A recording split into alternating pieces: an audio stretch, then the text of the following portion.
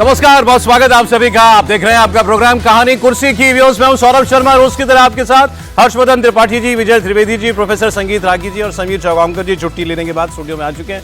बहुत स्वागत। समीर जी केवल छुट्टी लिए, आप लोग नहीं, आप ऐसे मत देखिए। बहुत स्वागत सर आप लोगों का। इनकी तरफ देख रहे हैं। हाँ, इनकी तरफ देख रहा था। ये एक दिन एब्सेंट लगी इनकी ना, दो दिन की एब्सेंट लगी। रिफ्रेश होकर के आ रहे हैं। रिफ्रेश होके आए हैं, लेकिन देखिए चुनाव में कुछ रिफ्रेशिंग नहीं है। रिफ्रेशिंग मतलब ब्रेक नहीं है ना, तो नेताओं के लिए तो वैसा ही चल रहा है जैसा पिछले 2 महीने से चल रहा है। अगर आप राहुल गांधी नहीं है तो उन्होंने ब्रेक लिया था, बाकी किसी ने तो ब्रेक लिया नहीं। हम में से किसी के पास वो उस सूचना की एक्सेस नहीं होता है, अंदर की खबर जो समीर जी के पास होता। बिल्कुल ठीक, हम सब एग्री। अच्छा समीर जी, आपको अब इस चुनाव के अंदर की खबर देंगे, लेकिन उससे पहले मैं जो चीजें अभी चुनाव आयोग ने की है सार्वजनिक और अपडेट किया है पहले फेज की पोलिंग के बाद, वो बता दूं। पहले तो बिहार चुनाव का पहला चरण रिकॉर्ड वोटिंग के साथ खत्म हुआ। पहले 64% का नंबर आया था वोटर टर्नआउट का। अब जो ताजा जानकारी चुनाव आयोग ने दी है उसके मुताबिक 65% से ज्यादा मतदान हुआ है पहले फेज के अंदर, और एनडीए इस बात को लेकर बड़ा गदगद है। सबसे बड़ी उपलब्धि इस वोटिंग में चुनाव आयोग के खाते में भी जाएगी। आपको मैं बता दूं, इस डेटा पर ज्यादा लोगों का गौर नहीं होगा, लेकिन आप ध्यान दीजिएगा जरा। 121 सीट पर मतदान हुआ। एक भी पोलिंग बूथ पर रीपोलिंग की नौबत नहीं आई। एक जगह भी रीपोलिंग नहीं होने वाली, मतलब जहां वोट हुआ ठीक हुआ। 100% टारगेट अचीव हुआ, और उसमें भी 57% से बढ़कर 65%, 8% का वोटर टर्नआउट में जंप। तो ये एसआईआर की भी कामयाबी है। पिछली बार 3 चरण में चुनाव थे, इस बार 2 चरण में चुनाव हुए, उसके बावजूद बेहतर मैनेज चुनाव रहा। और बोनस में वोटिंग परसेंटेज में ये जबरदस्त उछाल वो भी देखने को मिला है। एक भी बूथ पर हिंसा नहीं हुई। और ये आपको मैं आज तुलना भी बताता हूं कि उस बिहार की आज की तस्वीर है, जहां 90 के दशक में अगर मोबाइल कैमरा होता तो कैसी कैसी तस्वीरें हम आपको टीवी पर दिखा रहे होते। आप खुद उसका अंदाजा लगा सकते हैं। बूथ कैप्चरिंग, हिंसा, हंगामा, मतपेटियां लूट लेना, पानी में फेंक देना, सब कुछ सुनते हैं ना आप, ये सब कुछ हुआ करता था। लेकिन आज मोबाइल का जमाना है, हर व्यक्ति के हाथ में मोबाइल होता है। कहीं कंकड़ भी चलेगा तो उसका वीडियो आ जाएगा, लेकिन कहीं बिहार में ऐसा कुछ नहीं हुआ। तो यह तस्वीर लोकतंत्र की जीत की सच्ची और अच्छी तस्वीर है। बिहार वासियों को इसकी बहुत बहुत बधाई। सबसे पहले वोटिंग लाइन में खड़ी महिलाएं जो हैं वो एनडीए को बड़ा प्रोत्साहन दे रही हैं। उनको लगता है कि हमारा काम महिला वोटर ने इस बार बना दिया है। अब कुछ इसका डेटा मैं आपको देता हूं। 1995 मतलब लालू जी के शासनकाल में जब वो मुख्यमंत्री रहे, उसके बाद हुआ पहला चुनाव।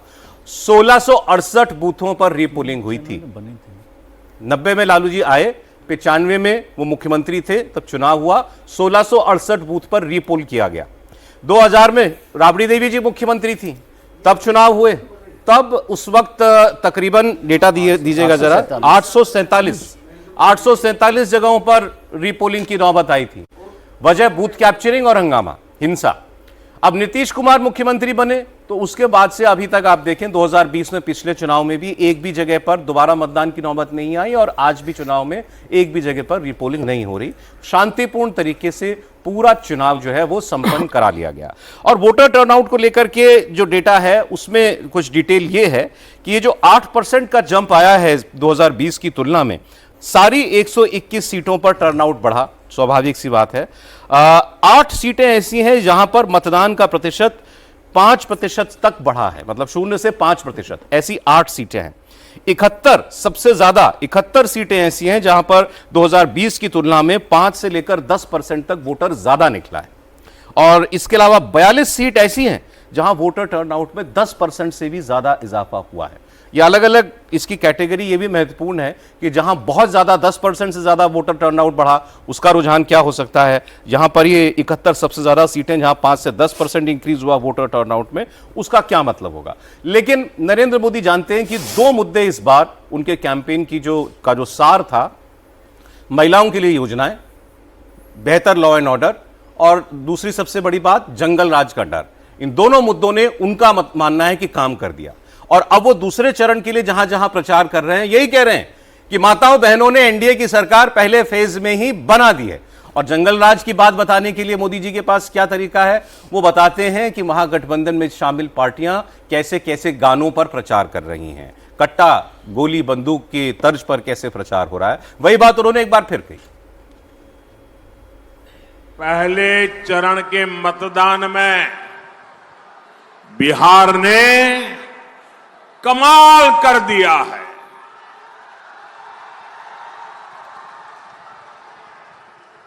पहले चरण में जंगल राज वालों को 65 वोल्ट का झटका लगा है।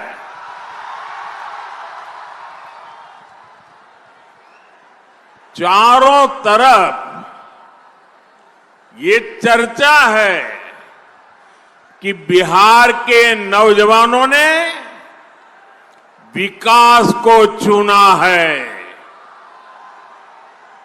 एनडीए को चुना है। बिहार की बहनों बेटियों ने भी एनडीए की रिकॉर्ड विजय पक्की कर दी है। तो आइए जरा बात कर लें ये 65% मतदान और जिन सीटों पर सबसे ज्यादा उछाल आया है, ये क्या बताता है? खुश तो क्योंकि सभी हो रहे हैं, या अंदर से जो भी दुखी हो वो चेहरे पर तो मुस्कुराहट ही लेके बता रहा है कि लोगों ने वोट हमारे लिए ही दिया है। त्रिपाठी जी, 65% वोटिंग, एक भी जगह रीपोलिंग नहीं, 71 सीटों पर 5 से 10% टर्नआउट बढ़ा और 42 सीटों पर 10% से भी ज्यादा। देखिए, भारतीय लोकतंत्र की बहुत शानदार तस्वीर है। और ये चूंकि कुर्सी कहानी की जब सुनते हैं हम, तो उस कहानी की कुर्सी में क्या है भाई, वहाँ की भाषा में कट्टा कहते हैं, लेकिन हर जगह बाहुबल, गुंडागर्दी, धन का प्रभाव, मारामारी और दूसरे को किसी न किसी तरह से खारिज करना। इस सब में क्या होता है, जो आपने 95 और 2000 में रीपोलिंग की बात कही, यानी बूथ पर मारामारी होती है। अब अगर शून्य मारामारी हो रही, यानी कहीं रीपोलिंग की नौबत नहीं आ रही है, तो इसको आप यूं भी देख सकते हैं कि सबको पता है कि ठीक है भाई, एक तो ये कि कानून व्यवस्था का राज है, एक तो ये कि वहां पर पुलिस लगी, लेकिन सबको पता है कि हमारी और उसकी स्थिति जिस तरह की हो, उसमें हम झगड़ा करके कुछ हासिल नहीं करेंगे, नुकसान होगा। अगर उसको हम थोड़ा सा सोशल जस्टिस की तरफ जाएं, सामाजिक न्याय की तरफ से देखें, तो बिहार का समाज लगभग हर कोई एक बराबरी पर खड़ा है।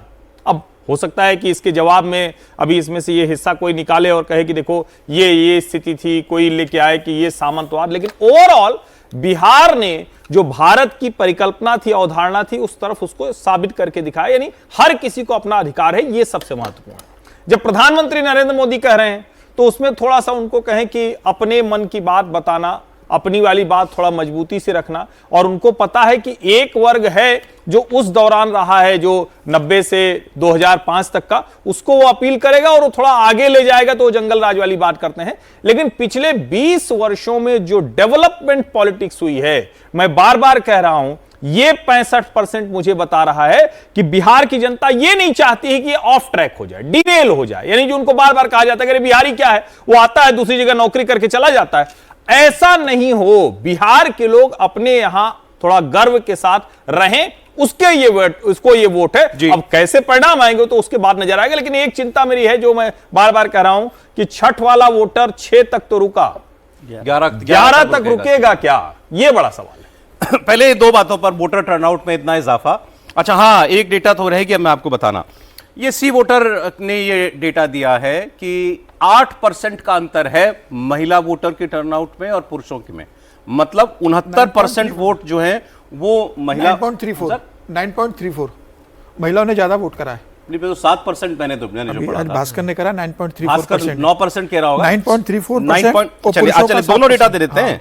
भास्कर कह रहा है 9.5% महिला ज्यादा वोट आया, और सी वोटर कह रहा है 7% ज्यादा वोट पड़ा है महिलाओं का। ये भी इंपॉर्टेंट है, अक्रॉस सीट्स, ठीक। और 8% का ओवरऑल जंप है वोट के अंदर, और एक भी इंसिडेंट ना होना रीपोलिंग का। क्या बता रहा है? देखिए, सबसे बड़ी बात तो जो इसका एक निष्कर्ष सीधा सीधा निकाल सकते हैं कि बिहार के अंदर जो एक गुंडा राज हुआ करता था पहले, जिस प्रकार से वोटों की छीना झपटी हुआ करती थी, चोरी हुआ करती थी, बूथ लूट लिया जाता था, मत पेटियां उठा करके ले भाग जाते थे, एक तरफा जो है वो खटाखट लोग मार करके और जमा कर दिया करता था, वो चीज़ें अब खत्म हो गई हैं। आप इसकी ज़रा तुलना करके बंगाल में देखिए। बंगाल में आपको हजारों ऐसे केसेस मिल जाते हैं, लोग लाइव टेलीविजन पर देखा जाता है, आज के दिन में भी इस प्रकार की चीजें देखी जाती हैं।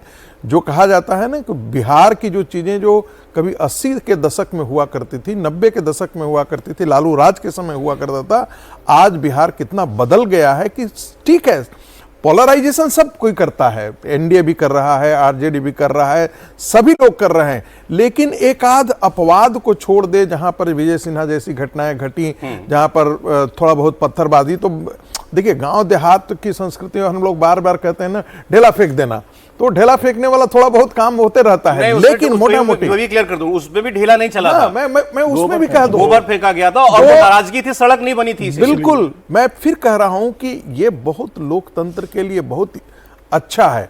मैं बार बार जरा बाहर के देशों का डेटा देख रहा था, फिर मुझे लग रहा था कि हम कितने एक मैच्योर डेमोक्रेसी की तरफ बढ़ रहे हैं, कि दुनिया के अंदर कई जगह ऐसे देखे हैं कि बहुत शार्प डिक्लाइन हो रहा है वोटिंग में, और हम किस तरह से, हम बिहार के अंदर जो हम देख रहे हैं पैसे, ये बड़ा सुकून दे रहा है। 40% मैंने देख रहा था, आंकड़े देख रहा था कि कंट्री है जहां पर ये 60% से ज्यादा के जो है वो वोटिंग हो जाते हैं अच्छे डेमोक्रेसी के अंदर में, तो ये बड़े सुकून देने वाली बात है। अब रही बात कि सी वोटर का डेटा, तो कल एक इंटरप्रिटेशन में वो कह भी रहे थे कि भाई एक हायर जो मोबिलाइजेशन हुआ है वो युवाओं का भी हुआ है, और युवा जो है वो खास करके प्रशांत, ये मेरा डेटा नहीं है, उसी वोटर के ही डेटा को मैं कोट कर रहा हूं, प्रशांत किशोर का और तेजस्वी का। तो मेरा उस पर एक सवाल भी था कि भाई प्रशांत किशोर, ये तो कि इसका मतलब ये मान लें कि तो भारतीय जनता पार्टी के पास युवा नहीं था, भारतीय जनता पार्टी के पास युवा वोटर नहीं थे, ऐसा नहीं होता है।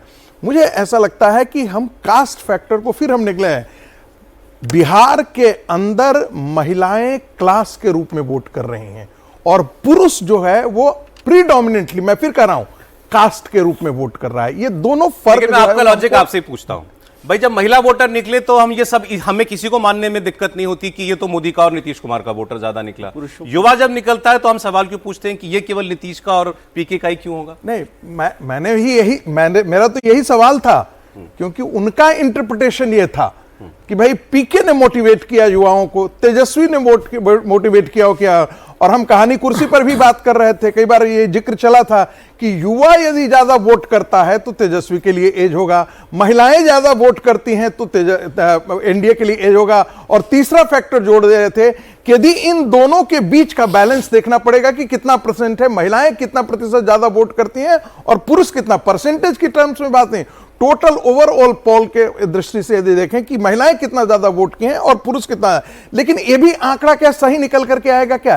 एक कॉन्स्टिट्यूएंसी में बहुत ज्यादा महिलाएं वोट कर देती हैं और दूसरे जगह में कम करती हैं, तो फिर उसका एवरेज यदि आप काउंट करेंगे तो फिर बड़ा। अब आपने पीके का जिक्र कर दिया, मैं आज एचटी का एक उनकी पॉलिटिकल एडिटर की रिपोर्ट मैं पढ़ रहा था, वो वीडियो ब्लॉग था, वो देख रहा था। उनका कहना ये था कि बीजेपी चाहे ना जाहिर करे प्रशांत किशोर फैक्टर पर कोई भी अंदर से दिक्कत उसकी, लेकिन 14 सीटों पर वो मान रही है कि हमको प्रॉब्लम पीके कर सकते हैं। तो आज इस ऐसे चुनाव में 14 में बहुत होती हैं, ये तो मैंने 6-7% वोट एक्सपेक्ट कर रही है बीजेपी भी कि पीके को मिल सकता है। मैं तो पहले भी कहा हूं और इसको दोहरा रहा हूं कि कई ऐसी कॉन्स्टिट्यूएंसी है जहां ये गलतफहमी मिट जानी चाहिए कि पीके जो है वो भारतीय जनता पार्टी को डैमेज नहीं कर रही हैं, वो डैमेज कर रहे हैं। अब इसको मैं जोड़ रहा हूं, जो आत्मविश्वास प्रधानमंत्री ने जताया कि महिलाओं ने, बहनों बेटियों ने ही काम कर दिया पहले चरण में एनडीए का।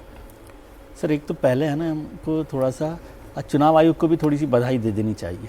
रोज हम लोग गाली देते हैं उनको, रोज नाराज होते हैं, मतलब अच्छा काम किया, मतलब ये उनका ही काम है पूरा का पूरा। 100% किया क्या चुनाव आयोग के लिए कि भाई इतना शानदार रीपोलिंग नहीं हुई है, शांतिपूर्ण तरीके से हो गया, ये सब है। लेकिन आपने एक बात कही थी कि ये सब कुछ बहुत अच्छे से वोटिंग हो गई है।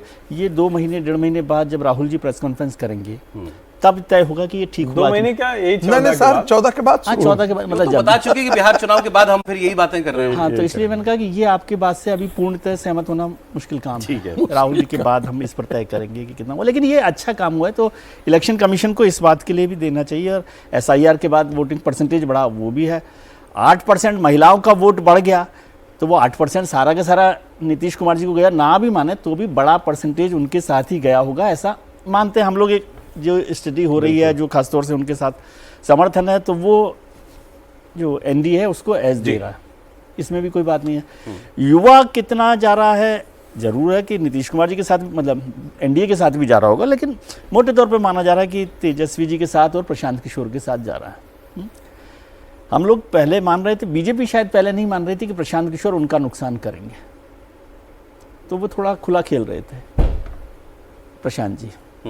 बाद में लगा कि नहीं, ये नुकसान भस्मासुर का कई बार होता है कि नुकसान खुद भी यहाँ तो नहीं होना था नुकसान। हाँ, नहीं, लेकिन ये तो बात नहीं हुई थी। हाँ, ये बात तो नहीं हुई लेकिन थी। विजय जी उस फैक्टर को ध्यान में रखिए, विजय जी उस फैक्टर को ध्यान में रखिए कि यदि युवा वाकई यदि बीजेपी से सारा नाराज होता और सारा तेजस्वी की तरफ मुड़ता तो किसके तो ज्यादा डैमेज नुकसान हो करता। जाता, तो ज्यादा नुकसान हो जाता, वो ठीक बात है, वो आपने सारा हिसाब लगाया ही होगा, यही तो मैं कह रहा हूं। प्रोफेसर साहब और विजय जी बात कर रहे हैं, ये चुनाव की इतनी खतरनाक बात है। ये कह रहे हैं कि प्रशांत किशोर उतना नुकसान करें जितना एंटी इनकम्बेंसी वाला यूथ जाए तो रुक जाए, और वो कह रहे हैं कहीं इतना न कर दे कि वो जो पता चल जाए उसको 20 साल से तो सरकार ही नहीं की है। सर आप समीर जी की बात ले लूं, मैं रह जाएगी। समीर जी, ये वो वाली बात भी इंपॉर्टेंट जो हर्षवर्धन जी ने कही, बढ़िया अच्छी बात है, 8% वोट जो है इस बार बढ़ गया, लेकिन ये वोटर रुकेगा 11 तक भी, ये भी सवाल है।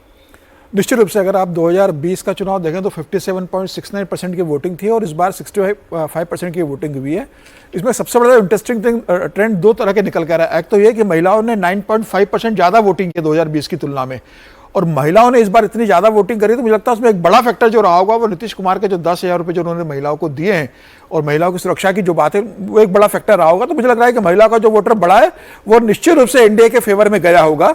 हालांकि 100% नहीं गया होगा, लेकिन फिर भी मैं मानता हूँ कि बहुत बड़ा फैक्टर एनडीए के पक्ष में महिलाओं का गया होगा। जहाँ तक युवाओं की बात है तो मुझे लगता है कि ठीक है, युवाओं के अंदर ये बात ठीक है कि इस बार तेजस्वी यादव भी युवा है, प्रशांत किशोर भी युवा है। प्रशांत किशोर तो पहली बार अपना राजनीतिक डेब्यू कर रहे हैं, उस हिसाब से अगर देखा जाए तो पहली बार वो इतने दम से चुनाव लड़ रहे हैं, तो उनके सामने एक विकल्प उन्होंने दिया है कि भाई आपने दोनों को देखा, एक बार मुझे आप थोड़ा मौका देकर दीजिए। और उन्होंने जो मुद्दे उठाए थे, पलायन का हो या रोजगार का, वो युवाओं से जुड़ा मुद्दा उन्होंने उठाया पूरा कि भाई हर बार आप बाकी जाति भी देते हो, इस बार अपने रोजगार और पलायन को लेकर वोटिंग कीजिए। तो उन्होंने युवाओं को छूने वाले मुद्दे उठाए।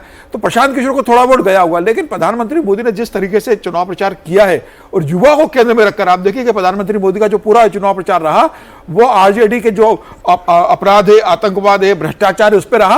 और उसके अलावा सबसे ज्यादा उन्होंने महिला और युवाओं को टारगेट किया और हर रैली में आप देखेंगे उन्होंने युवाओं के बारे में बढ़ चढ़कर बातें की है और युवाओं को टारगेट किया। तो प्रधानमंत्री जानते हैं कि भाई जब वहां इस तरीके से वोटिंग पैटर्न अगर हो सकता है कि प्रशांत किशोर भी है, तेजस्वी भी है, नीतीश कुमार को युवा नहीं है, भारतीय जनता पार्टी के पास कोई बड़ा युवा चेहरा नहीं है बिहार के अंदर, तो प्रधानमंत्री मोदी ने युवाओं को टारगेट किया। और मुझे लग रहा है कि यह कारण रहा है कि युवाओं का वोट भी एनडीए के साथ जुड़ा। और जो प्रधानमंत्री बार बार कह रहे थे कि भाई युवा लोगों से कि आप अपने बुजुर्गों से पूछिए कि उन्होंने जो लालू प्रसाद यादव का कार्यकाल देखा है, किस तरीके से अपराध था, तो उनसे उनके अपराध की कहानियां सुनी है। तो मुझे लग रहा है कि उन्होंने युवा पे जो फोकस किया था, भारतीय जनता पार्टी के बाद महागठबंधन की और एनडीए की इंटरनल असेसमेंट क्या कह रही है?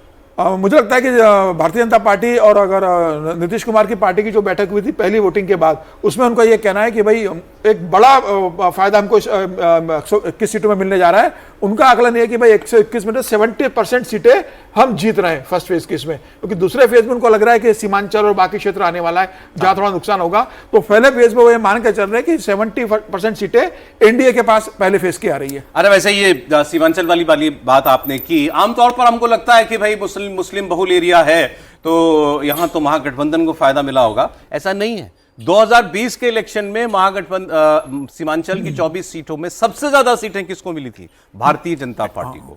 तो ये फेज है, और यहां पर दोनों गठबंधनों में बड़ा प्लेयर वो है जो बाकी राज्य में नंबर 2 का है, मतलब कांग्रेस और भारतीय जनता पार्टी। बिहार के चुनाव का बैटल ग्राउंड अब शिफ्ट हो गया है।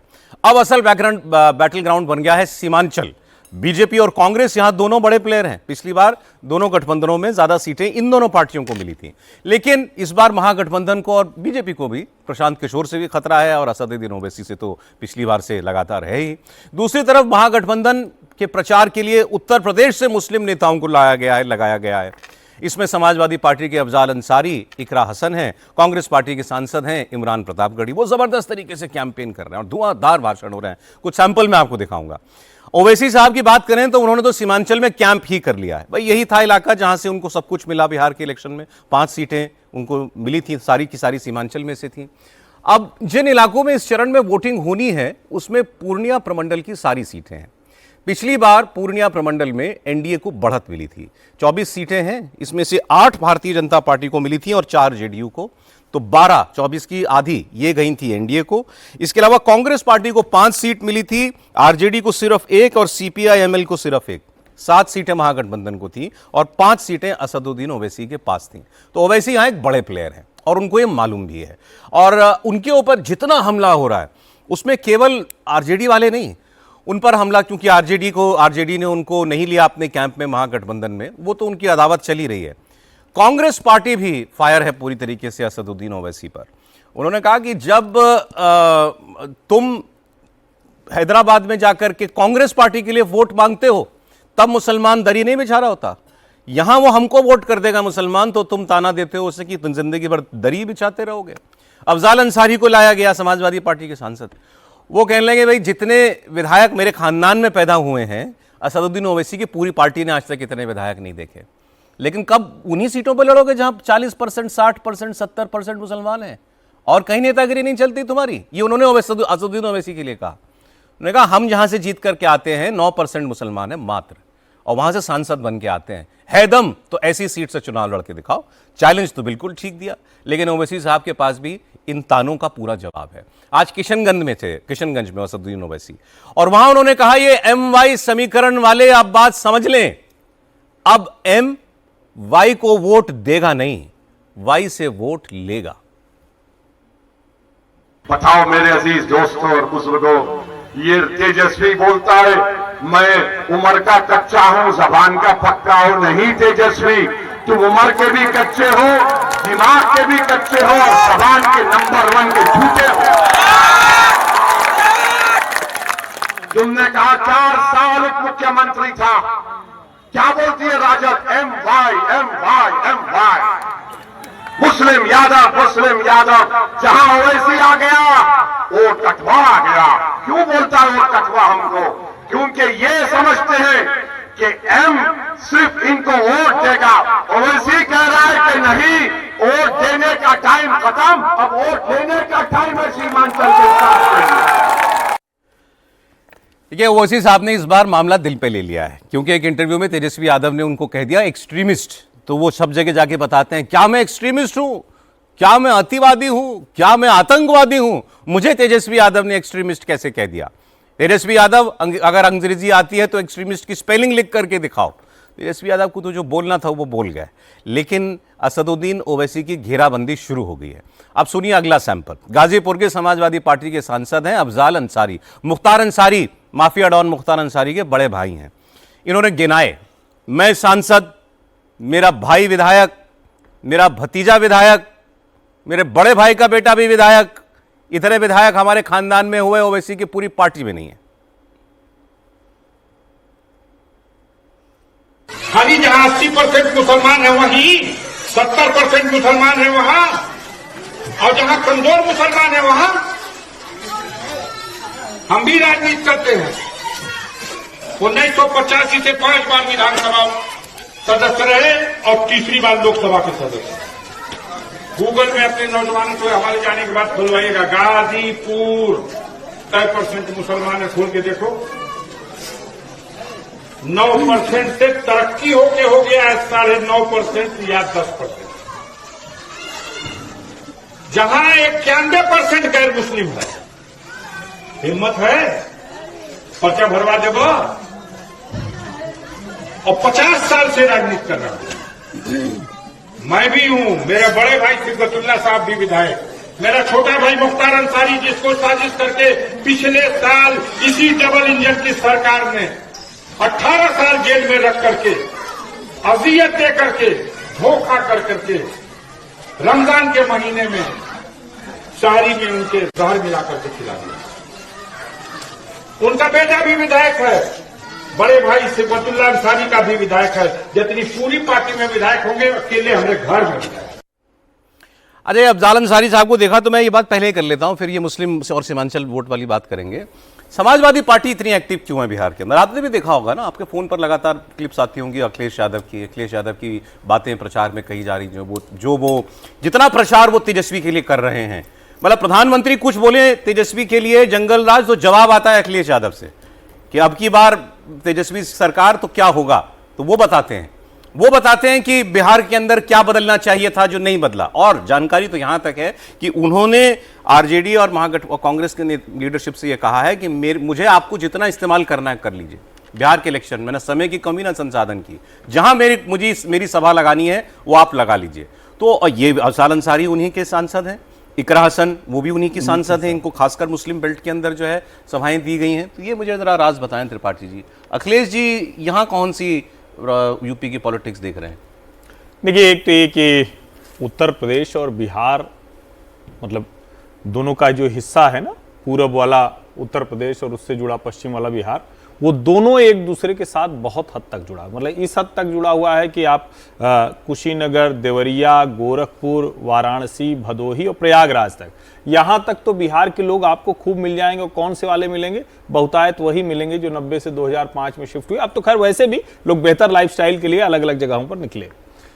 अखिलेश यादव को दो तरह की चीजें हैं। एक तो उनको ये लगता है कि जो 37 सीटें हमें 2024 के लोकसभा चुनाव में मिली हैं, तो हमारा एक मतदाता समूह है जो फिर से रिचार्ज हुआ है।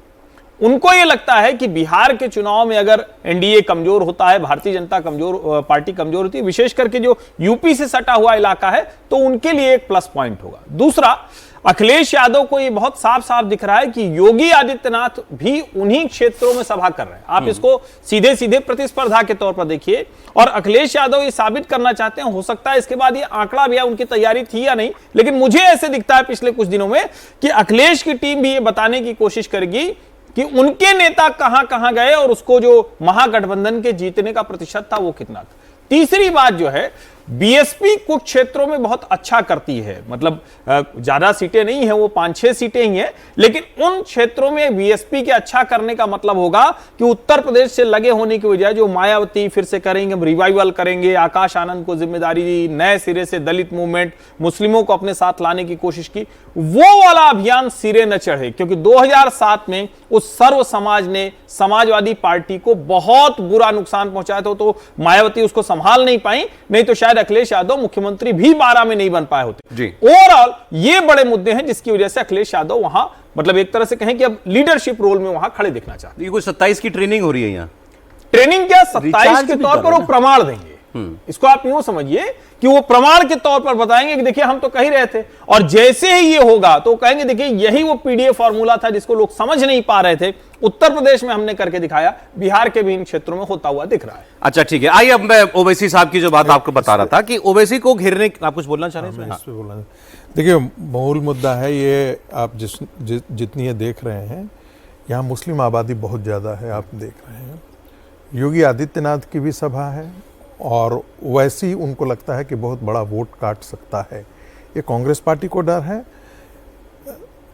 2024 के चुनाव के बाद अखिलेश यादव को ये लगने लगा है कि वो मुसलमानों के एक नेता के रूप में भी वो अपने आप को उत्तर प्रदेश की राजनीति में इस्टेब्लिश कर लिए हैं और मुसलमान उनको वोट अच्छे तरीके से करता है। कांग्रेस पार्टी भी वहाँ पर है और आपको ध्यान होगा कि 2024 के अंदर अखिलेश को एक ढंग से राहुल गांधी ने मजबूर किया था अलायंस में आने के लिए, क्योंकि मुसलमानों का वोट हमारे साथ खड़ा है। तो ये इनकी आपस की भी प्रतियोगिता है, एक बहुत महत्वपूर्ण एलिमेंट है। इस चीज को हमको इग्नोर नहीं करना चाहिए। तीसरा फैक्टर जो आ जाता है उसमें आप देखेंगे कि ये वो इलाका है जहां पर यादव भी आरजेडी के साथ एसोसिएट होने के बजाय वो भारतीय जनता पार्टी के साथ एसोसिएट होती है।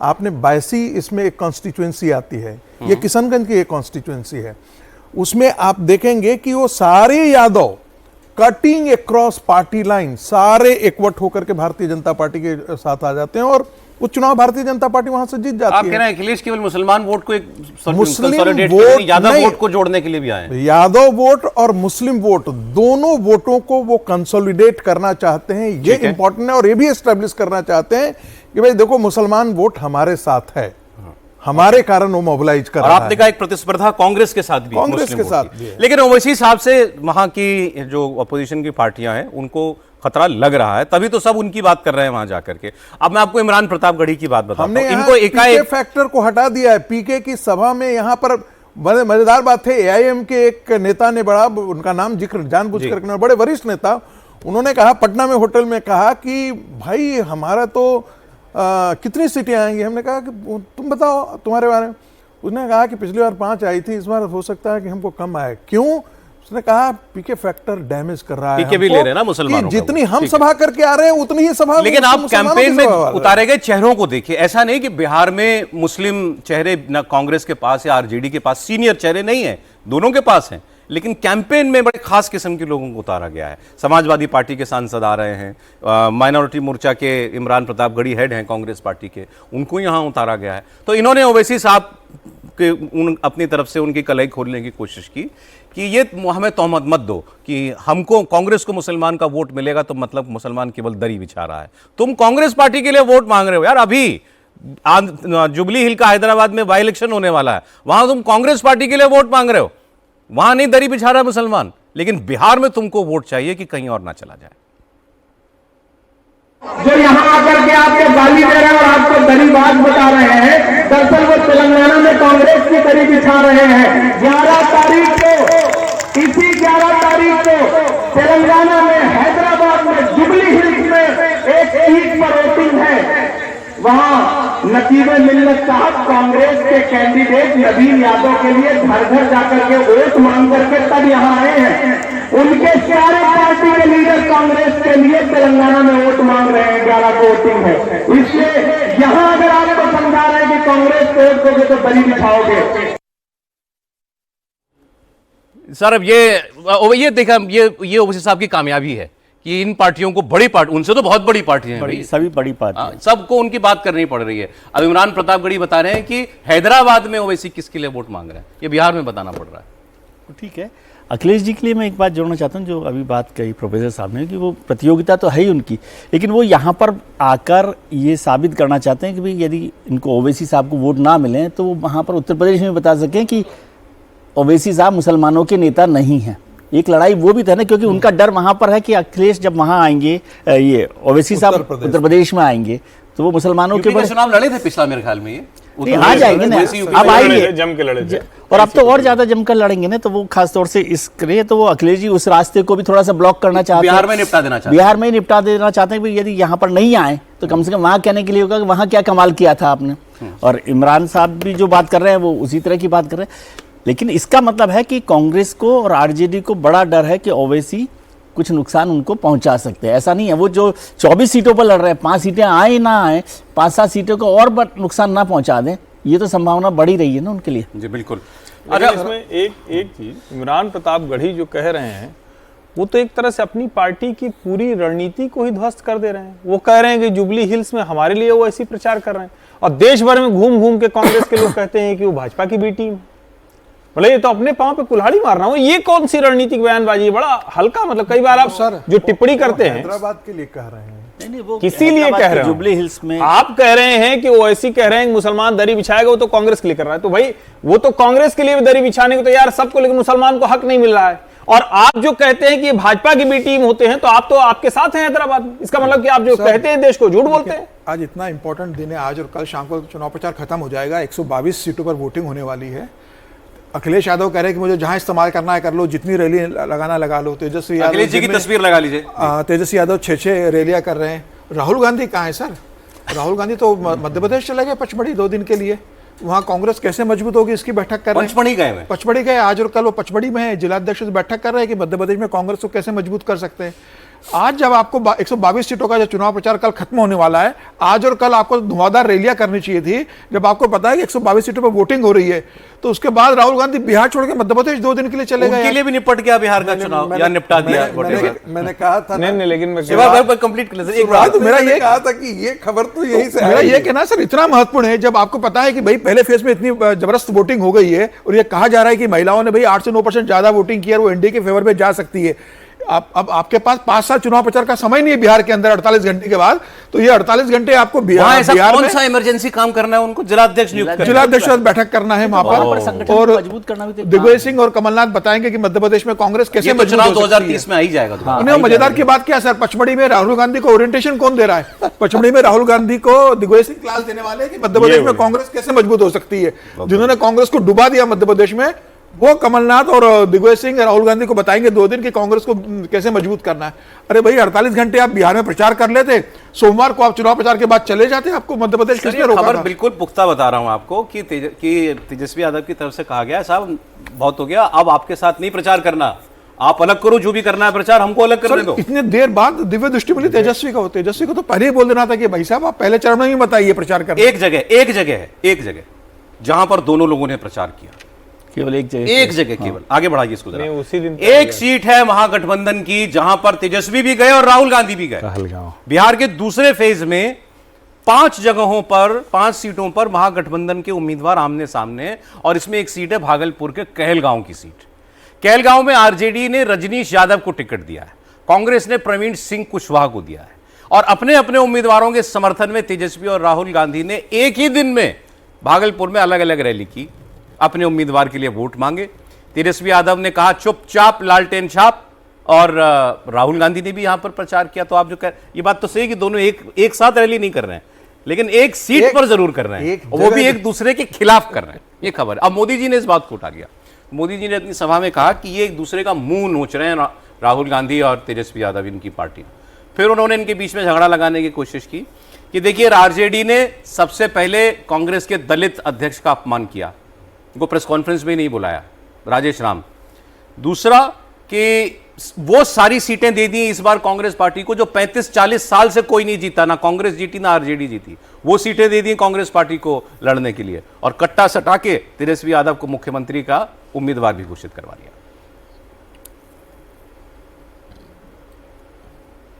कुछ दिनों पहले मैंने कांग्रेस और आरजेडी में जो झगड़े हो रहे हैं ना, एक दूसरे की टांग खींचने का जो काम चल रहा है, उसकी पोल खोल दी थी। ये पोल खुलने के बाद कांग्रेस आरजेडी के बीच झगड़ा और भी बढ़ गया है। अभी हमने देखा कांग्रेस ने तो अब उप मुख्यमंत्री पद के उम्मीदवार को ही आरजेडी के खिलाफ मोर्चे पर उतार दिया है।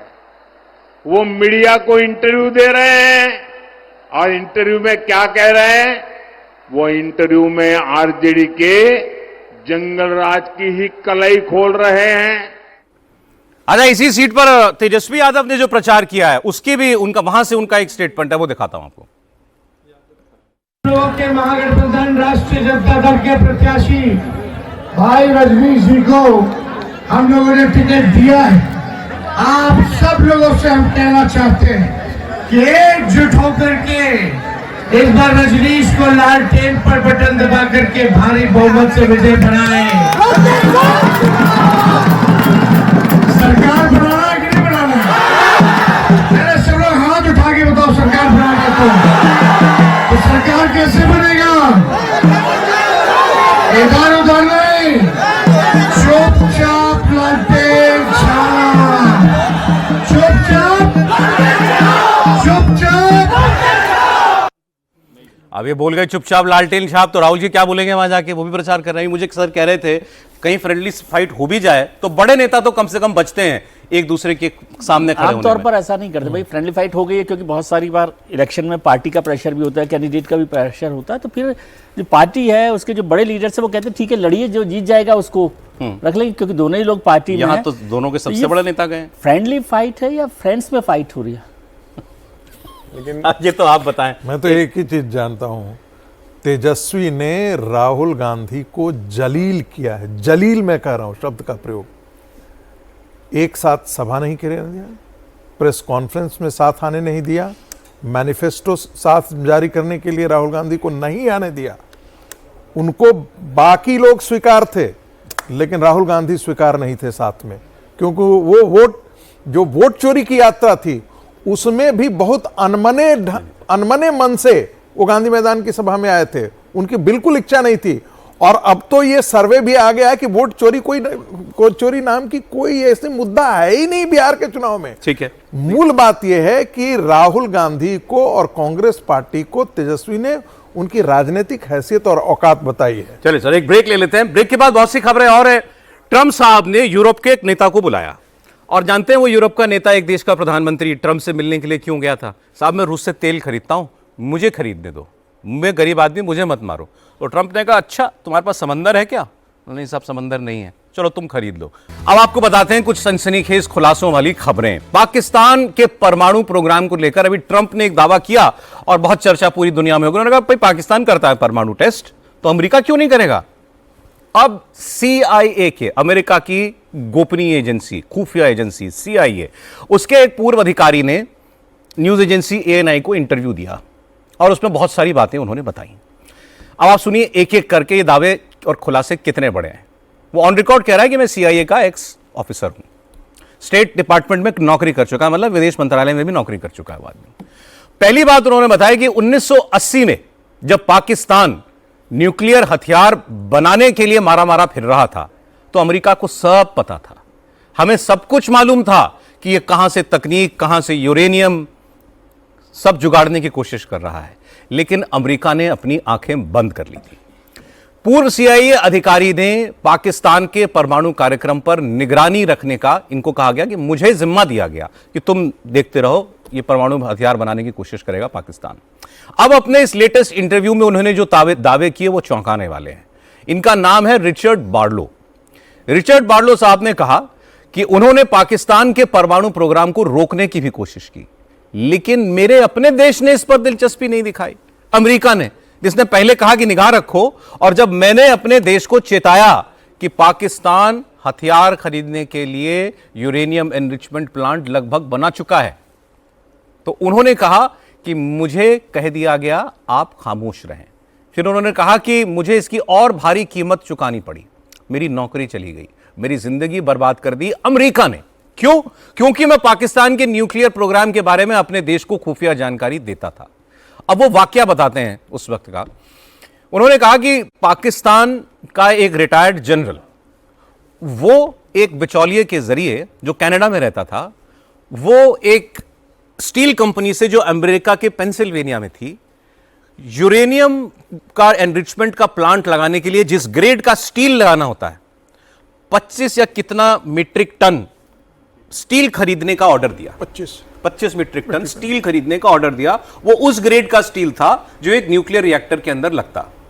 यह खबर रिचर्ड बार्लो कहते हैं कि मैंने अपनी सरकार को दी और हमारी तैयारी पूरी हो गई थी। वो जो बिचौलिया था पाकिस्तानी जो कनाडा में रहता था, उसको हमने गिरफ्तार कर लिया था और ये पाकिस्तानी जनरल ये उस स्टील कंपनी के प्लांट में आने वाला था। हमारी तैयारी पूरी थी कि यहां से हम इसको भी गिरफ्तार करेंगे, लेकिन ऐन वक्त पे हमें बताया गया कि उस आदमी ने फ्लाइट ही नहीं ली, अमेरिका की फ्लाइट ही नहीं लिया वो आदमी, पाकिस्तान का जनरल। और CIA ऑफिसर का दावा है कि मेरे यानी अमेरिका के विदेश मंत्रालय ने उसको खबर दी कि तुम मत आना, तुम गिरफ्तार कर लिया जाओगे। और फिर जब हमने बाद में पूछा कि ऐसा क्यों किया गया, अपनी एजेंसी के साथ ये विश्वासघात क्यों, तो ये हमें बताया गया कि ये बड़े मामले हैं, वहां अमेरिका जो है वो पाकिस्तान के साथ मिल करके USSR के खिलाफ अफगानिस्तान में लड़ाई लड़ रहा है। हम उस लड़ाई को कमजोर नहीं होने दे सकते। किस कीमत पर? पाकिस्तान न्यूक्लियर बम बना लेगा, इस कीमत पर भी। और उन्होंने कहा कि अमेरिका ने ये पाकिस्तान पर निगाह रखना शुरू क्यों किया था? क्योंकि AQ खान दुनिया भर में घूम घूम के कहता था कि दुनिया में क्रिश्चियन बॉम्ब है, न्यूक्लियर बॉम्ब, क्रिश्चियन बॉम्ब है, ज्यूइश बॉम्ब है, अब तो हिंदू बम भी है न्यूक्लियर बम, लेकिन इस्लामिक न्यूक्लियर बम नहीं है। और मुझे वो इस्लामिक न्यूक्लियर बम बनाना है। और अमेरिका को डर था कि अगर पाकिस्तान ये करेगा तो वो दिन दूर नहीं है जब ये इस्लामिक बॉम्ब ईरान के हाथों में पड़ेगा, लेकिन अमेरिका ने वो भी होने दिया। ट्रंप आज ईरान के न्यूक्लियर प्रोग्राम को तबाह करने के लिए बमबारी किया अभी उन्होंने कुछ महीनों पहले। उनका दावा ये काम तो 1980 के दशक में किया जा सकता था और कर लेना चाहिए था। Pakistan's primary motive for developing nuclear weapons was to counter India, for sure. But it was also very clear from AQ Khan and the general's perspective, it was not just the Pakistani bomb, it was the Islamic bomb, the Muslim bomb. I mean, you can see. I mean, I think AQ Khan was even quoted once as saying, well, we've got the Christian bomb, we've got the Jewish bomb, the Hindu bomb, we need a Muslim bomb, you know. And it was very clear to me that Pakistan intended to provide nuclear weapons technology to other Muslim countries, which is what happened, you know.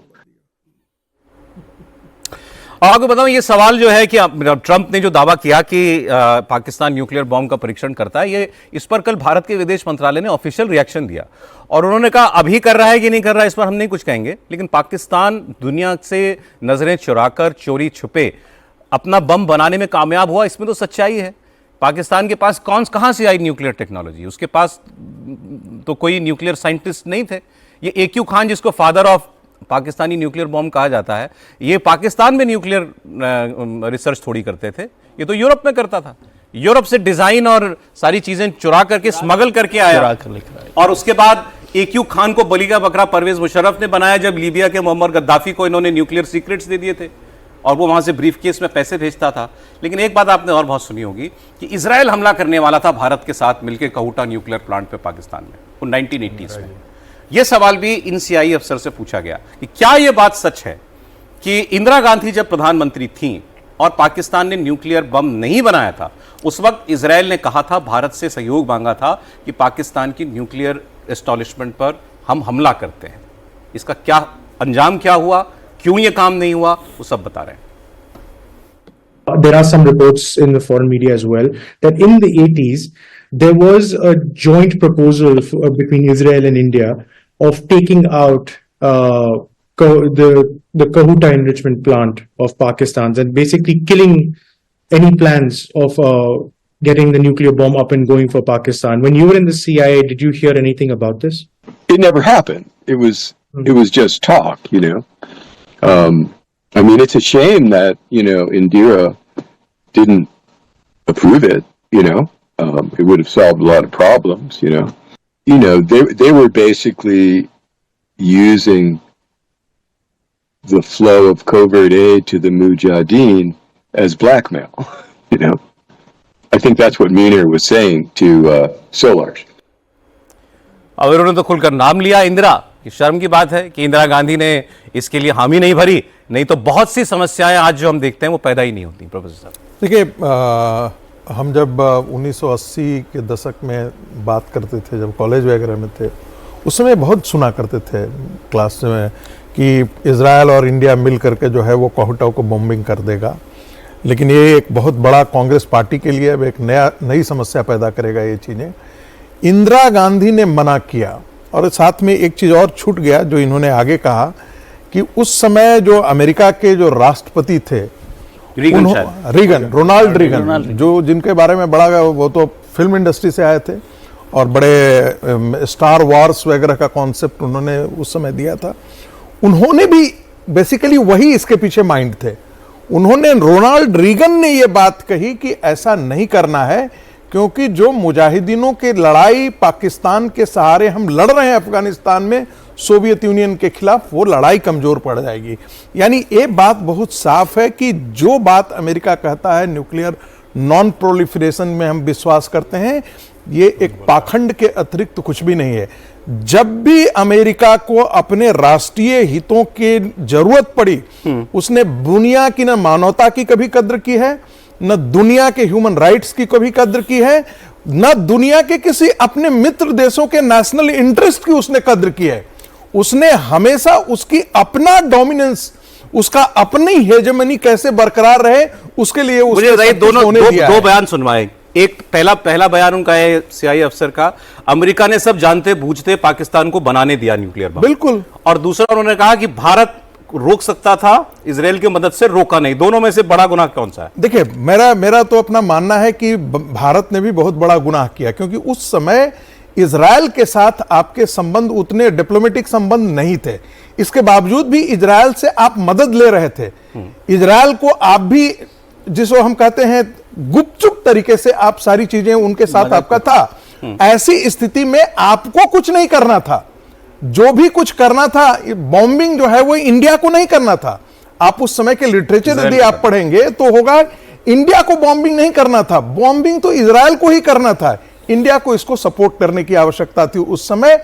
वो हो सकता था कि fuelling capacity की बात हो या Whatever, वो कभी डिटेल नहीं आई उसके हाँ साथ, वो उसकी कभी डिटेल नहीं आई, लेकिन ये बात बहुत एक क्या वो प्रचलित मौका भारत चुका? अमेरिका ने तो जो डबल गेम खेला वो खेला, क्योंकि पहली बार कोई आदमी मिला है जो इस बात को की पुष्टि कर रहा है कि हाँ ऐसा उस वक्त सुना था हमने। नहीं, बिल्कुल ठीक बात है। 1980s में ये चर्चा चलती थी, ये सारे इजराइल को लेकर और पाकिस्तान को लेकर भी। और हमें ये भी नहीं भूलना चाहिए कि कर्नल गद्दाफी के साथ जो है वो मिसेस गांधी के बिल्कुल बहुत अच्छे संबंध थे, फैमिली और लीबिया को सपोर्ट कर रहा था पाकिस्तान, मतलब एक बहुत वैसे वेरी क्लोज टू। अच्छा, लेकिन मसला क्या है कि जैसे 2 दिन पहले भी हम लोग चर्चा कर रहे थे, जब आपने कहा ट्रंप साहब ने कहा था कि पाकिस्तान भी बम बना रहा है, तो तब भी मैंने कहा था कि अमेरिका में ऐसा हो ही नहीं सकता कि पाकिस्तान में जो हो रहा हो वो अमेरिका को नहीं पता हो, है ना। तो इसलिए, और ये इजराइल उसमें शामिल है वो तो ठीक है, लेकिन ये क्यों हुआ?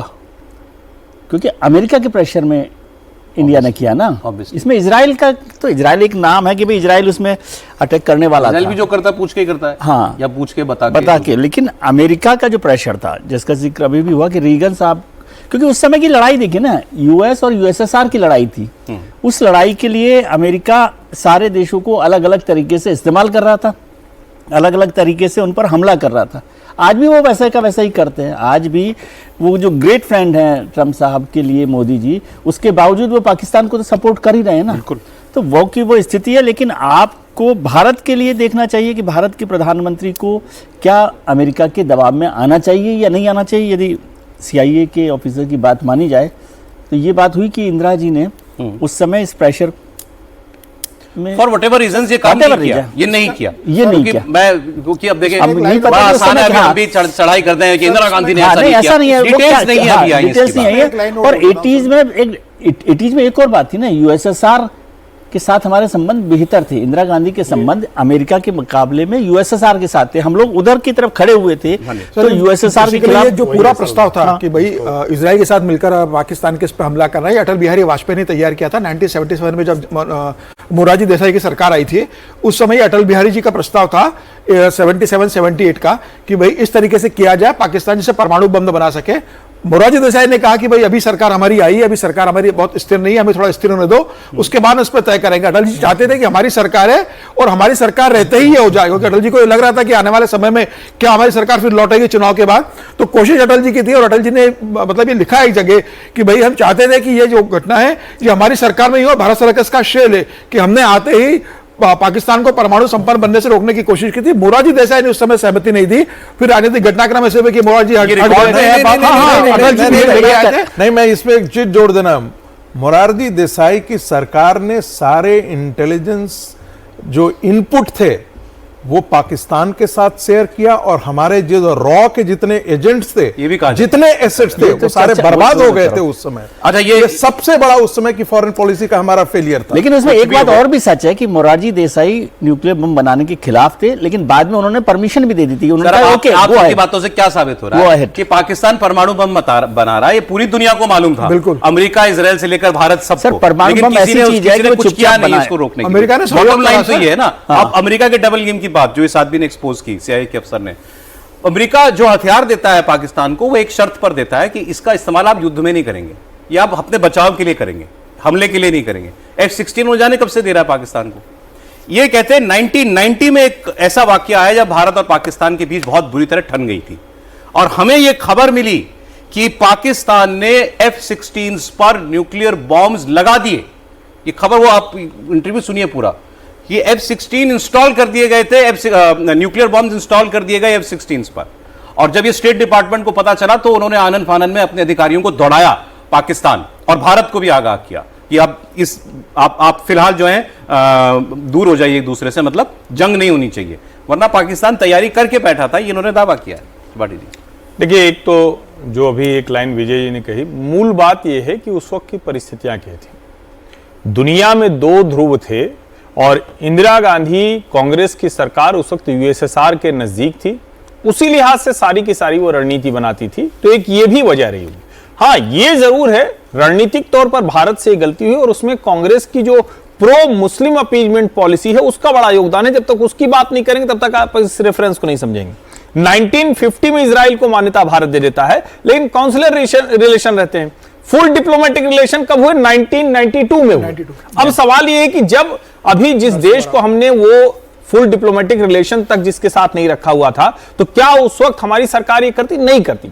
इंदिरा गांधी बहुत क्लियर कट थी, वो अमेरिका के साथ, इजराइल के साथ किसी कीमत पर नहीं दिखना चाहती। दूसरा, उनके मन में कहीं न कहीं था, जो नेहरू जी के मन में था, जो इंदिरा जी के मन में था, जो आज राहुल जी के मन में है, मुस्लिम अपीजमेंट कह लीजिए आप उसको, या एंटी मुस्लिम ना दिखें, यह भी एक बड़ी बात होती है। और कई बार इसीलिए कहा जाता है कि पाकिस्तान से जैसे डील करना चाहिए था, वैसे कांग्रेस की सरकारें नहीं कर पाई। उसी तरह से आप इसको भी देख सकते हैं। एक भारत के कल विदेश मंत्रालय के प्रेस कॉन्फ्रेंस में एक सवाल का और जवाब मिल गया, या यूं कहिए टाल दिया गया। ट्रंप ने दावा किया था कि भारत और मोदी जी मेरे बड़े अच्छे दोस्त हैं और मैं जल्द भारत जाऊंगा, हो सकता है अगले वर्ष में आऊं। तो कल मिनिस्ट्री ऑफ एक्सटर्नल अफेयर्स की प्रेस कॉन्फ्रेंस में सवाल पूछा गया विदेश मंत्रालय के प्रवक्ता से कि क्या ट्रंप भारत आने वाले हैं, इसके बारे में आप क्या जानकारी देंगे। तो उन्होंने कहा कि मेरे पास इस विषय पर आपको बताने के लिए फिलहाल कुछ नहीं है। As far as the comments of President Trump regarding his on visit to India is concerned, I do not have anything on this to share. I will let you know when I have something to share with you. कल देखिए हमने इस पर बड़ी लंबी बात की थी कि ट्रंप भारत आएंगे तो कब आएंगे, जब ये मसले सुलझ जाएंगे। वो बातें, ये मतलब झगड़े खत्म हुए बगैर ट्रंप ना भारत इनवाइट करेगा ना वो आएंगे। अब इस जवाब को क्या हाँ माने ना माने? नहीं, देखिए वो तो कहानी कुर्सी की नहीं चला रहे ना। उनकी तो कुर्सी इसलिए है कि कहानी ना बन जाए। समझे? तो विदेश मंत्रालय के पास जब तक पीएमओ से, विदेश मंत्रालय से इस बात पर अप्रूवल ना हो, यूएस से कोई ऐसी बात ना हो, क्वाड को लेकर बात ना हो, टैरिफ पर, जब हमने जो कल भी बात की थी कि जब तक ये झगड़ा नहीं खत्म होगा तब तक ये विजिट का कोई मायने नहीं है और वो होगी नहीं। तो उस पर सरकार देख रही होगी कि आज इसको इमीडिएट रेस्पॉन्स करने की जरूरत नहीं है, रेस्पॉन्ड करने की जरूरत नहीं है, किस तरह से होगा। अरे सर, वो एक आदमी कह रहा है कि मैं अगले साल जा सकता हूं भारत। आप होस्ट कंट्री से पूछा जा रहा है कि भाई ऐसा कहा उन्होंने, तो आप कल तक इतना तो कह ही सकते हैं भाई स्वागत है। नहीं, कल तक तो इंतजार कर सकते हो। कल ट्रंप साहब कहे नहीं मैं कल नहीं जा रहा हूँ, अभी इंडिया नहीं जा रहा हूँ, नहीं। और है ना, दे आर नॉट, ऐसे दोस्त तो खतरनाक। हाँ, वही कह रहा हूँ ना कि उनका दोस्त तो कहें लेकिन दुश्मन से भी खतरनाक, दुश्मन से भी खतरनाक। 50% टैरिफ भारत के टेक्सटाइल, जेंट्स, जब तक वो उस पर पूरी इंडस्ट्री को बर्बाद कर रहा है। ठीक है, अमेरिका का भी नुकसान हो रहा है, लेकिन ज्यादा नुकसान तो हमारा हो रहा है। और नुकसान से इतर ऑप्टिक्स बड़ी चीज होती है। जब भारत सरकार, प्रधानमंत्री नरेंद्र मोदी अमेरिका के साथ इस तरह के रिश्ते रखते हो और उसमें ट्रंप आ जाए पीएम प्रेसिडेंट और वो ऐसा व्यवहार करें, उसमें मुश्किल फूक कर रखना पड़ता है कदम, बहुत सतर्कता इतना टेम्परामेंटल आदमी G20 में जाने से मना कर दिया साउथ अफ्रीका में कि मैं नहीं जाऊंगा। क्यों? क्योंकि वहां जो है वाइट क्रिश्चियंस मारे जा रहे हैं। सर, बिल्कुल सर, ये तो आप अंदाजा लगाइए कि हम लोग कहते हैं ना, हम अपने बारे में, मैं इस चीज का जिक्र करता हूं कि जो लोग हमारे बहुत प्रोग्रेसिव हैं और जो बार बार कहते हैं बौद्धिक लोग कि भाई भारत के अंदर जो हिंदू नेशनलिस्ट है बड़ा फैन, आप जेडी वैंस को देखिए ना, कह रहा है अपनी पत्नी के लिए कि वो क्रिश्चियनिटी में कन्वर्ट कर जाए। तो आप अंदाजा लगा सकते हैं जेसुआ प्रोजेक्ट 1, जेसुआ प्रोजेक्ट 2 अमेरिका के व्हाइट हाउस के जानकारी में चलता है पूरा देश के अंदर, भारत के अंदर। सर, हम ट्रंप का बोल रहे हैं कि भाई ट्रंप के टैरिफ के कारण मतलब जो भारत पर लगाया अमेरिका को भी नुकसान हो रहा है।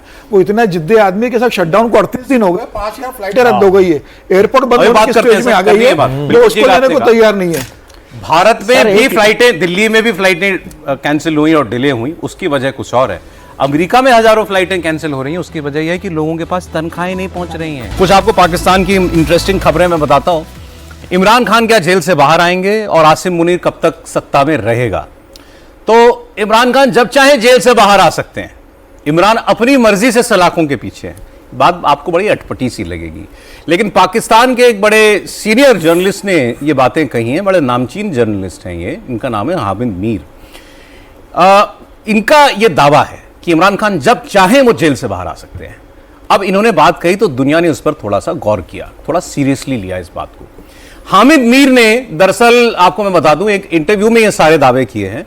हामिद मीर पाकिस्तान के एक बहुत इन्फ्लुएंशियल जर्नलिस्ट रहे हैं और उन्होंने कहा कि इमरान खान जब खुद चाहेंगे आज़ाद हो जाएंगे, लेकिन इसके लिए उनको नवाज शरीफ बनना पड़ेगा। बात और लिखा दी उन्होंने कि नवाज शरीफ बनना पड़ेगा इमरान खान को जेल से बाहर आने के लिए। उन्होंने कहा जैसे नवाज शरीफ जेल में बंद थे, मुशर्रफ ने जेल में बंद किया, मुशर्रफ नहीं छोड़ा भी, और सीधे जेल से पहुंचे थे लंदन।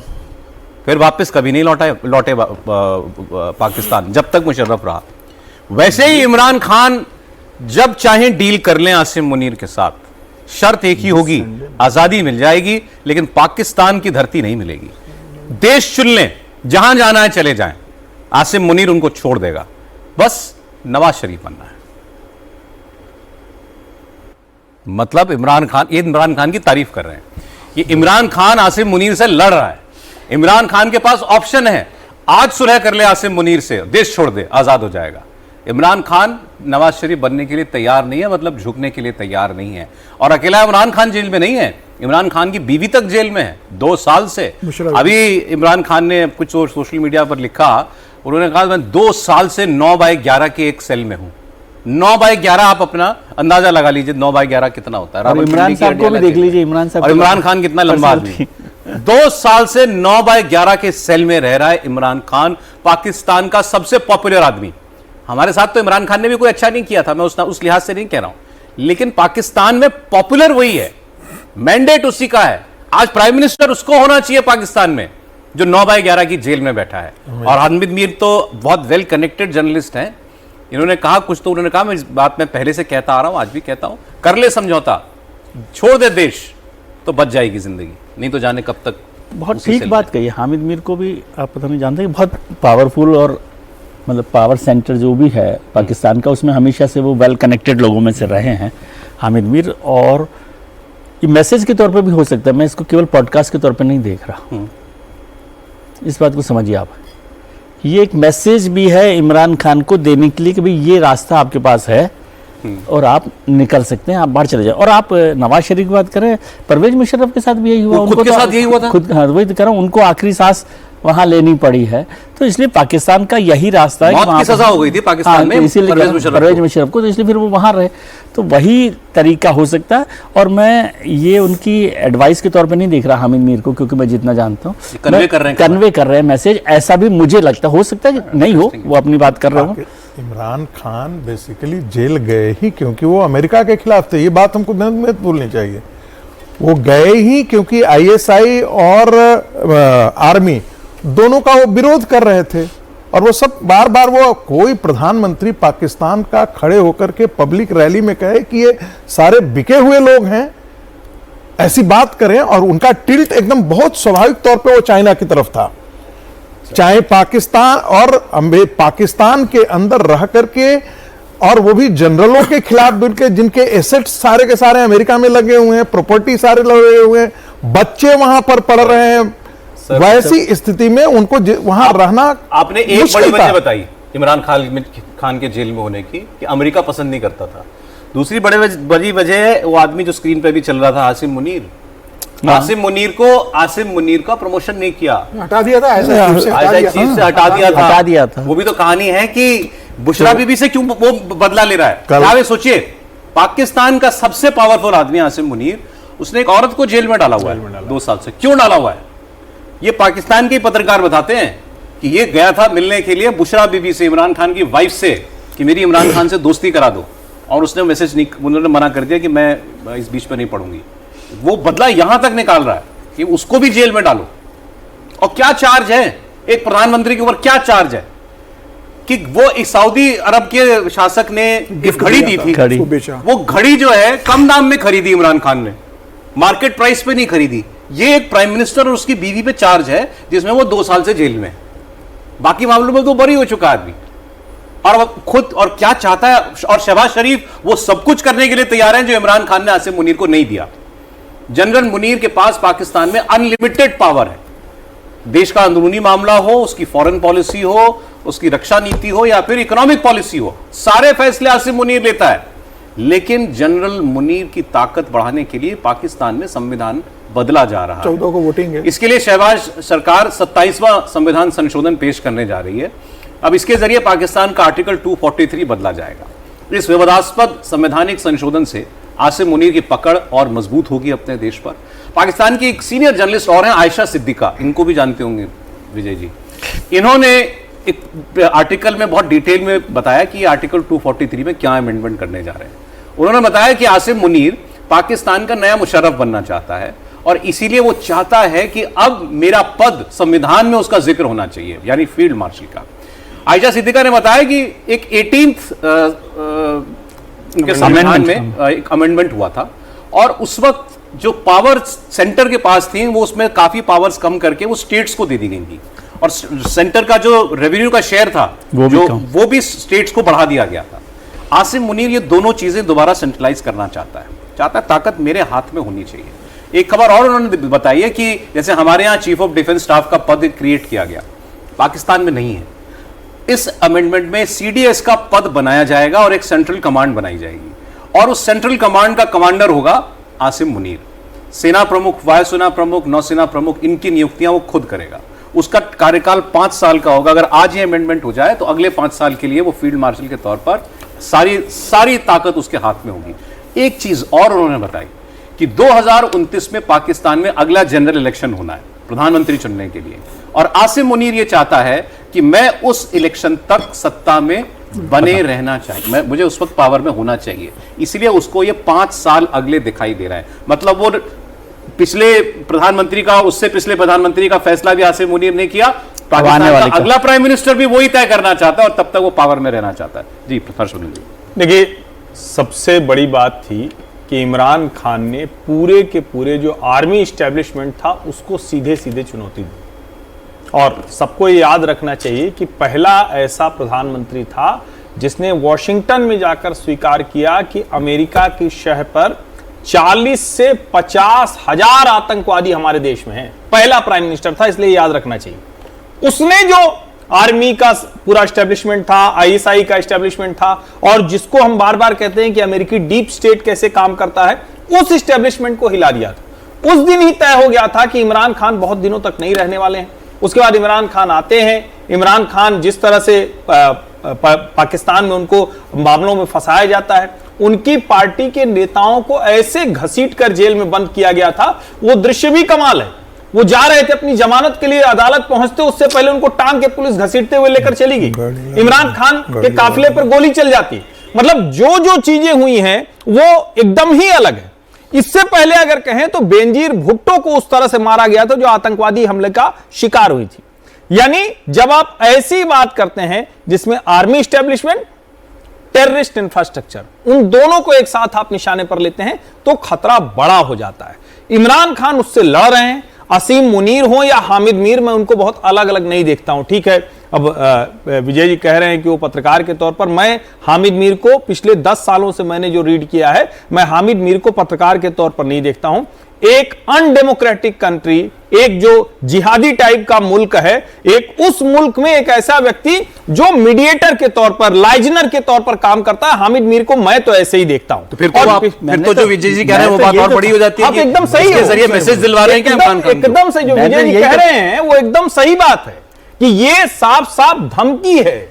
ये वो नहीं है, इसको साफ साफ आप धमकी के तौर पर देखिए। ये कोई इमरान खान की प्रशंसा नहीं कर रहे। और इसका दूसरा पहलू आप समझिए, इमरान खान के बेटे लंदन से आने वाले थे, तब भी हम लोगों ने चर्चा की थी कि उनके लड़के जिंदगी भर, चूंकि वो जिस जमाइमा से शायद वो दोनों बेटे हैं, तो वो विदेश में रहे, उनको पाकिस्तान की पूरी तरबियत, मतलब मिजाज ही नहीं पता है, वो आके क्या करेंगे, तब भी एस्टेब्लिशमेंट डरा हुआ था। इमरान खान के जो समर्थक हैं वो अभी भी बहुत स्ट्रांग होल्ड रखे हुए, अपनी जमीन पकड़ कर बैठे हुए हैं।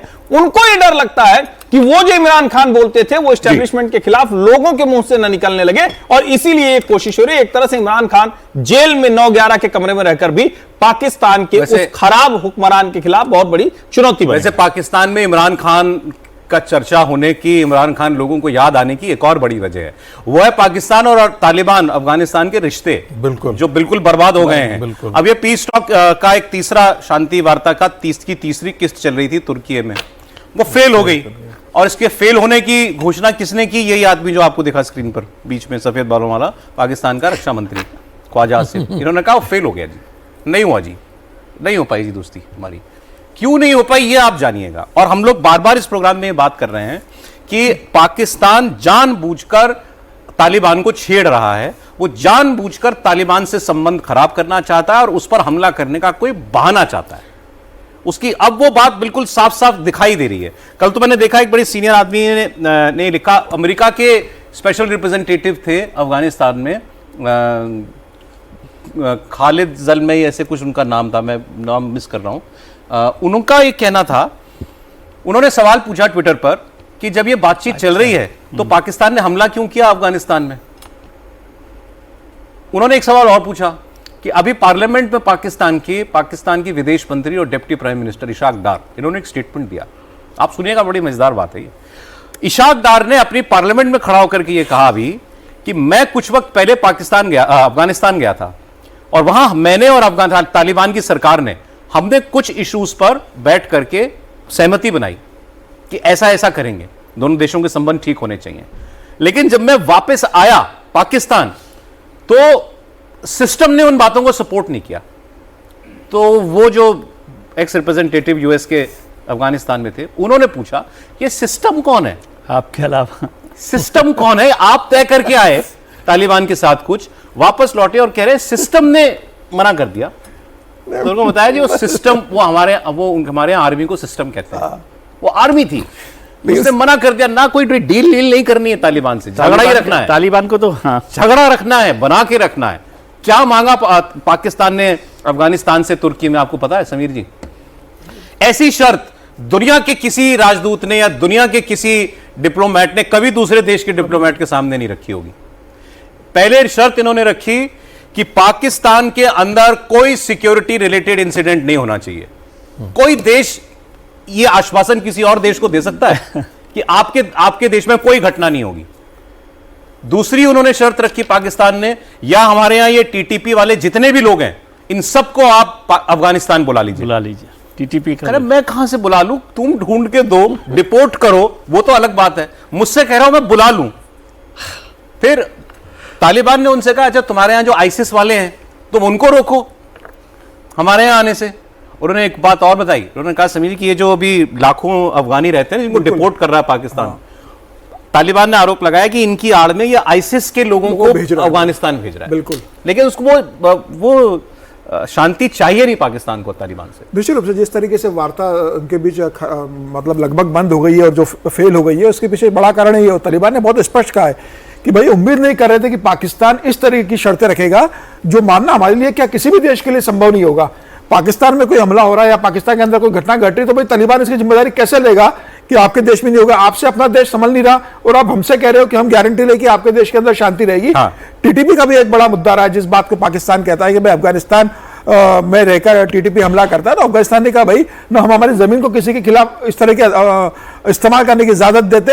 ये आरोप लगातार झूठा है। और जिस तरीके से 2021 में दोहा में जो समझौता हुआ था अफगानिस्तान में और पाकिस्तान के अंदर जो शांति समझौता हुआ था, वह शांति समझौता भी पाकिस्तान ने मानने से मना कर दिया। तो मुझे लग रहा है कि आसिम मुनीर ये चाहते हैं कि किसी भी तरीके से पाकिस्तान का कॉन्फ्लिक्ट अफगानिस्तान के साथ होता रहे। अब उसमें पाकिस्तान का क्या इंटरेस्ट है, पाकिस्तान दुनिया को क्या संदेश देना चाहता है? अफगानिस्तान ने हर शर्त पर यह कोशिश की कि पाकिस्तान के साथ शांति समझौता हो जाए, दोनों के बीच बातचीत से कोई हल निकले। या 9 अक्टूबर को जो दोनों के बीच संघर्ष शुरू हुआ था और 19 अक्टूबर को जब अफगानिस्तान और पाकिस्तान ने संघर्ष विराम की शर्तें मानने और तैयारी दर्शाई थी कि हम संघर्ष विराम करेंगे, उसके बाद से पाकिस्तान का जो एटीट्यूड रहा है कि जब मीटिंग करने जाते हो तो आप अपशब्दों का इस्तेमाल करते हो, उनको मां बहन की गालियां बैठक में देते हो। कौन सा देश करता है कि भाई आप जिनसे बैठक करने जा रहे हो उनके लिए अपशब्दों का इस्तेमाल कर रहे हो? आप ऐसे शर्तें रख रहे हो कि जो अफगानिस्तान मान नहीं सकता। ये नाम बता दो सर, मैं जो इनका नाम है ज़ल्मे खलीलजाद। ये है former US ambassador to Afghanistan and Iraq. इन्होंने ये बातें बताई। और मुझे लग रहा है पाकिस्तान की भी इसमें अमेरिका की बड़ी भूमिका होगी कि शायद शांति समझौता ना हो, शायद वो एयरबेस पाकिस्तान के माध्यम से अमेरिका लेना चाहता होगा अफगानिस्तान का, जो अफगानिस्तान ने देने से मना कर दिया है, तो वो एक कारण रहा होगा। लेकिन मुझे लगता है कि पाकिस्तान की इच्छा है कि वहां शांति समझौता ना हो और भारत के साथ भी उसका यही एटीट्यूड बना हुआ है।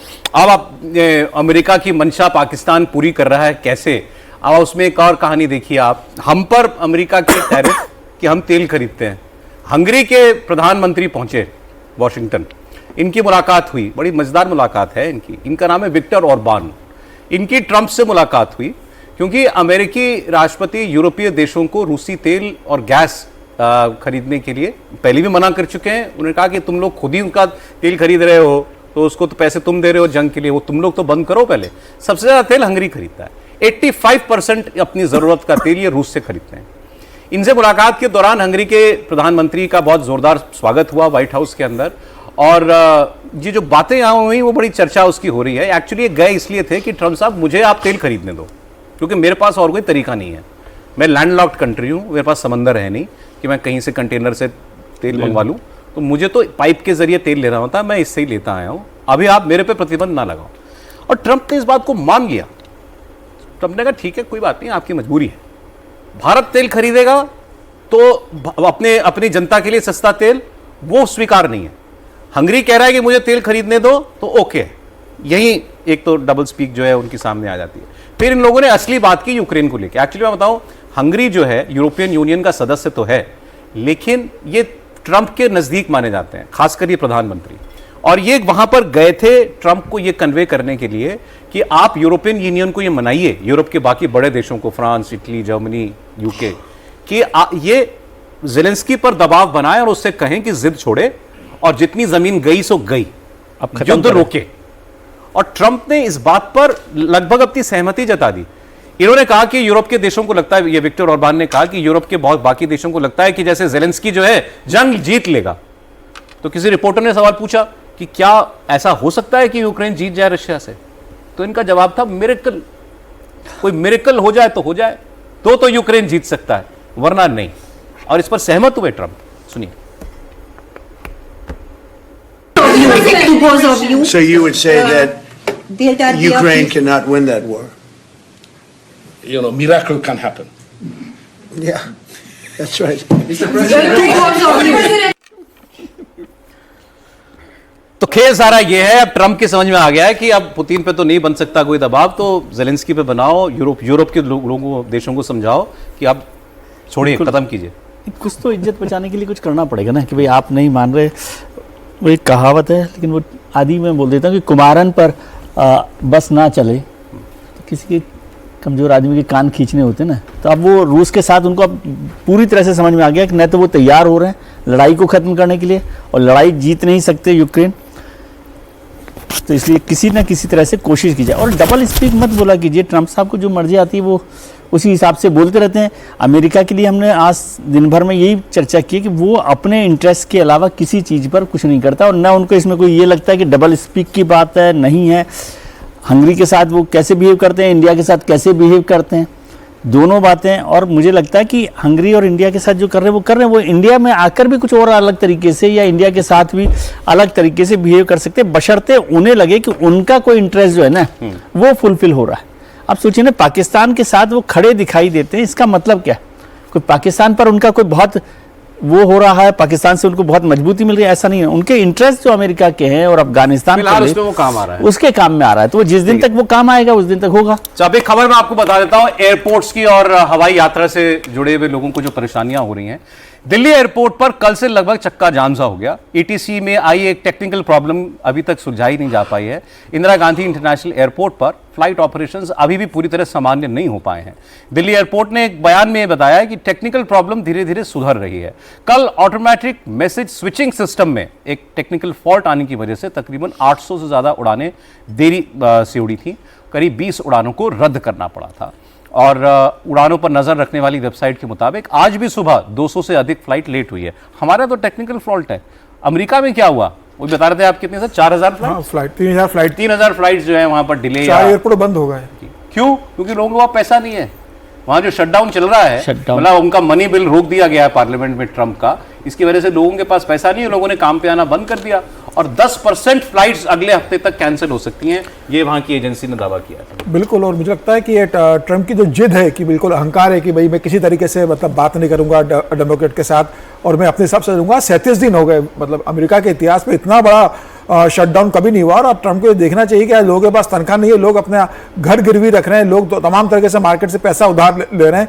और आज सरकारी एम्प्लॉयज को तनख्वाह देने के लिए नहीं, तो सरकारी एम्प्लॉयज ने काम करना भी बंद कर दिया है। छटनी होना शुरू हो गई, लोगों को नौकरी से निकाला जा रहा है। मुझे लग रहा है एक बहुत बड़ा इमरजेंसी आपातकाल मुझे लगता है अमेरिका बढ़ रहा है। अगर ट्रंप का एटीट्यूड यही रहेगा अमेरिका के प्रति, अगर शटडाउन लंबा चलता है और तो मुझे लग रहा है कि आज खबर आ रही थी कि 4 लाख करोड़ का नुकसान अभी तक अमेरिका को हो चुका है। अगर ये चलता रहा तो मुझे लग रहा है कि ट्रंप के लिए एक बड़ा संकट अमेरिका को उत्पन्न हो जाएगा। पायलट जाना छोड़ दिया, पायलटों ने जाना छोड़ दिया, तनख्वाह नहीं मिल रही है, एयरलाइंस ने फ्लाइट अपनी आधी कर दी है, 4 एयरपोर्ट बंद हो चुके। अगर अमेरिका में जिस तरीके से सबसे बड़े एयरपोर्ट जहां पूरे समय ट्रैफिक कितना रहता है, अगर वहां ये स्थिति है कि 3-3 साढ़े 3 हजार फ्लाइट कैंसिल हो रही है, तो इस समय अमेरिका किस परेशानी से गुजर रहा है।